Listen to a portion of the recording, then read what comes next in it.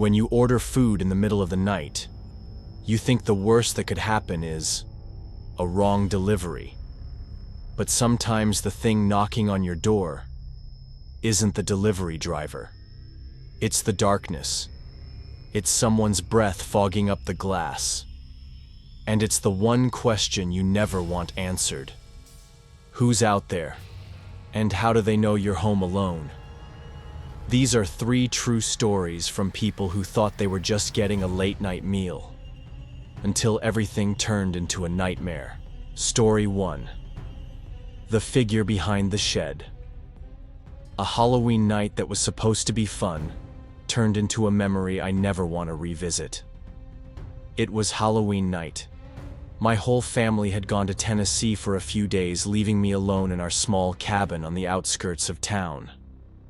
I was 17 years old, not exactly afraid of ghosts or monsters, but being alone in the woods at night brought a feeling I couldn't quite describe. The air outside was chilly, the smell of decaying leaves lingered, and fog drifted low across the ground, making the whole scene feel like it came straight out of a horror film. I was stretched out in the living room dim lamp, on watching a stream of Halloween videos on YouTube. Outside, there was nothing but insects and the wind rustling through the trees. I thought I'd end the night with a peaceful sleep. But then, thump. A sudden noise came from the bedroom window, like someone had slapped the glass hard with their hand. The window was low, close to the ground, no higher than my knee. I stopped breathing, heart pounding. I crept over and gently pulled the curtain aside, and saw nothing but darkness. No one there. No footsteps, no rustling leaves. Just a heavy silence so thick I could hear the blood in my ears. I tried to calm myself. Maybe it was just the wind, or a stray cat. But less than a minute later, clack, clack, clack. The back doorknob rattled violently. The door shook like someone was testing every lock. My dog growled, pressing against my leg. I froze for a few seconds, then dashed to lock all the windows and flip on every light in the house. I thought, maybe it's just my friends playing a prank. I quickly recorded a short video on Snapchat and sent it to the group. Logan, the biggest prankster of us all, still hadn't replied. I messaged again. "Is that you guys? Cut it out." Then for some reason I still can't explain, maybe out of anger or just sheer stupidity, I opened the back door and stepped outside. Phone in hand, I turned on the flashlight and scanned the empty yard behind the house. And that's when I saw it. Behind the shed, about 30 feet away, stood a figure. Tall, thin head tilted slightly to the side as if observing me. I couldn't make out a face, only 2 small white reflections caught in the beam of light. Not a cat. Not metal. Eyes. The eyes of someone waiting. I didn't scream. I didn't breathe. I just stepped backward. Slowly. When I made it back inside, my hands were shaking so badly I struggled to lock the door. My phone buzzed. It was Logan. He sent a photo of himself at home with his girlfriend. The message underneath made my blood run cold. "Not me. Call the cops. Now." I did. The police arrived about 20 minutes later. They searched the area around the house, found nothing. No person, no footprints, no evidence. But there was one detail I didn't tell them. When I reviewed the video I had taken with my phone in the final frame, right as the flashlight passed to the right side of the shed, I saw the figure. Standing still, head tilted, not moving. And I swear, in that one frame those eyes blinked. I don't know who or what that thing was, but sometimes I wonder, if I had turned my head just 1 second slower, would I still be alive today? Story 2. The scream in the woods.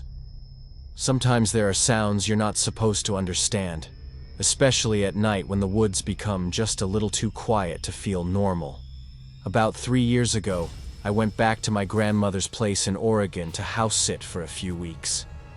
It was an old wooden cabin deep in the forest, about a 25-minute drive from the nearest town, with no neighbors for at least 2 miles. During the day, it was beautiful, peaceful, fresh air birdsong. But at night, that peace turned into something else entirely. That day, a heavy mist had rolled in early, and by nightfall the pine woods outside looked like they were buried under a weighted blanket. I was reading in the living room when I suddenly heard a soft thud, like someone had fallen or bumped into something just outside the back door. I switched off the light and froze. My grandmother's cat, normally the laziest thing on earth, suddenly arched its back ears, pinned back, and started growling. It stared straight at the window. 1 minute, 2 minutes, nothing. I exhaled, thinking maybe a branch had fallen. But just as I reached to turn the light back on, a scream rang out from the forest. But it didn't sound human. At first it resembled a child wailing. But within seconds the tone shifted deeper, more strangled, like someone trying to scream for help while being choked. I slammed the window shut, heart pounding. But that's when I realized the scream was still going. It didn't sound like it was coming from outside anymore. It sounded like it was echoing inside my head.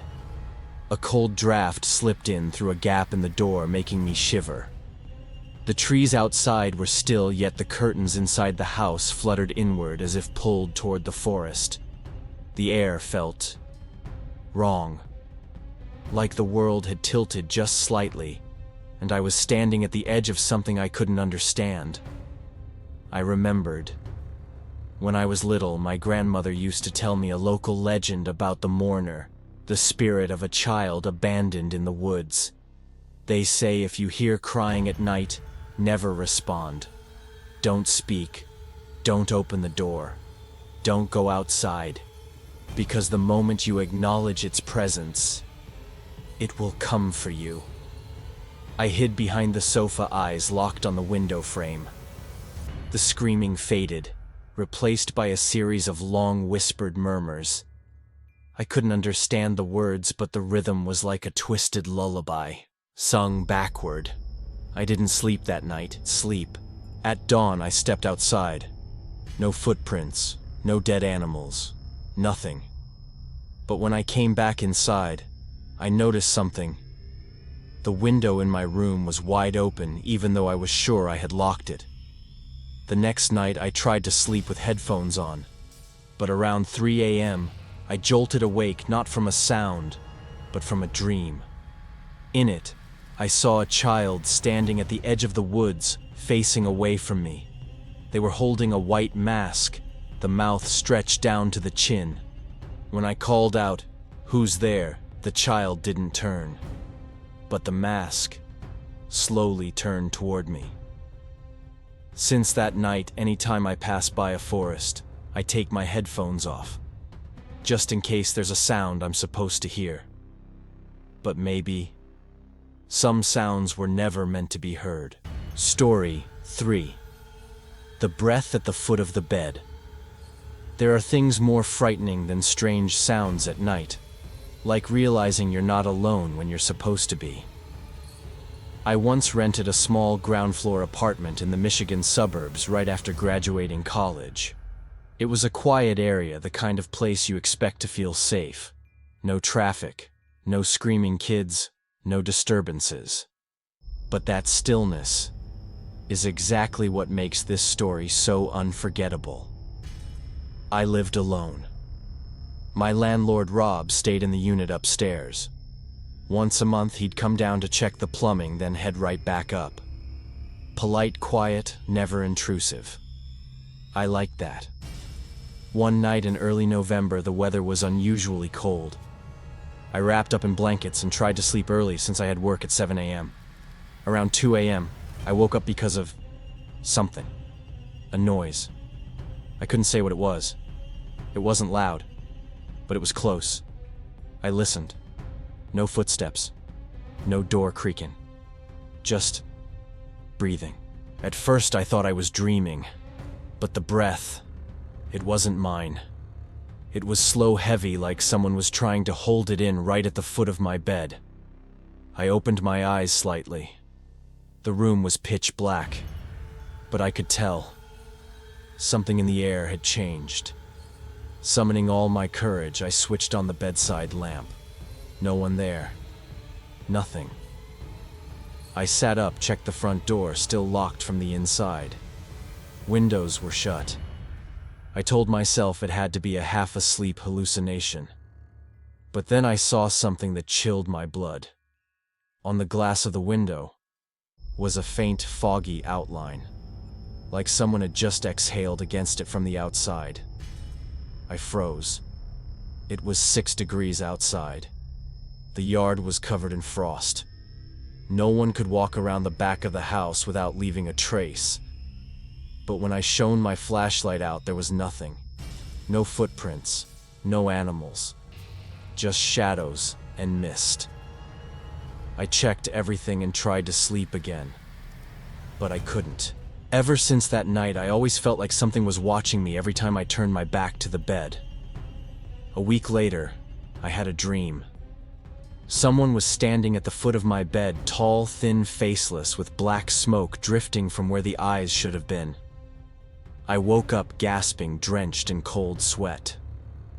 When I turned on the light, my blanket had been pulled halfway down, even though I always slept wrapped tight. And the most terrifying thing was on the floor just a few steps from the bed, wet, bare footprints pressed into the tile. I called my landlord. Rob came down to take a look.